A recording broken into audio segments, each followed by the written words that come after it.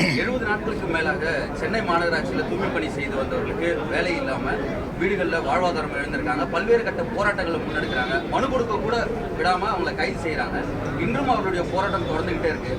பெரும்பான்மையாக இது குறித்து இந்த கூட்டத்தொடரில் எங்கள் கட்சி உறுப்பினர்கள் சிந்தனை செல்வன் மற்ற தோழர்கள் இது குறித்து கட்டாயமாக சட்டமன்றத்திலே குரல் கொடுப்பார்கள்.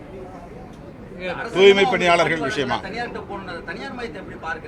நாங்கள் ஒட்டுமொத்தத்தில் தனியார் மயத்தை எதிர்க்கக்கூடியவர்கள் தான்.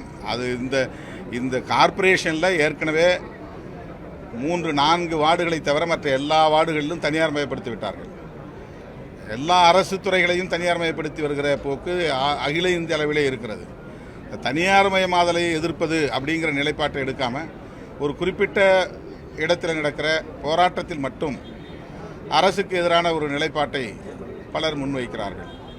மொத்தத்திலே தனியார் மயமாதலை நாம் எதிர்க்க வேண்டும் என்கிற போது இதே சென்னை பெருநகர மாநகராட்சியில் மற்ற மண்டலங்களில் அல்லது ஜோன் மற்ற மண்டலங்களில் அதிமுக ஆட்சியின் போது அவுட்சோர்சிங் என்கிற தனியார் வசம் ஒப்படைக்கப்பட்ட நிகழ்வுகள் நடந்தேறின.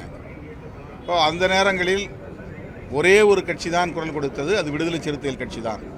அரசாணை 152 திரும்ப பெற வேண்டும், அதுதான் அதற்கு இடம் கொடுக்கிறது, வழிவகுக்கிறது. அந்த அரசாணையை திரும்ப பெறுங்கள் என்று நாங்கள் மட்டும்தான் குரல் கொடுத்தோம். இப்போது போராட்டம் நடக்கிற போது முதலில் போய் 3வது நாளே சிந்தனை செல்வன் போனார், 4வது நாள் நான் போனேன். தொடர்ச்சியாக அந்த போராட்டம் முடிகிற வரையிலும் நாங்கள் தூய்மை பணியாளர்களின் பக்கம்தான் நின்றோம், இப்போதும் நிற்கிறோம். அவர்களுடைய கோரிக்கைகளுக்காக நாங்கள் சட்டமன்றத்தில் குரல் கொடுப்போம். பிளே ஸ்டோர் மற்றும் ஆப் ஸ்டோரில் இருந்து பாலிமர் செயலியை QR கோடு மூலம் பதிவிறக்கம் செய்யுங்கள். செய்திகளை உடனுக்குடன் பெறுங்கள்.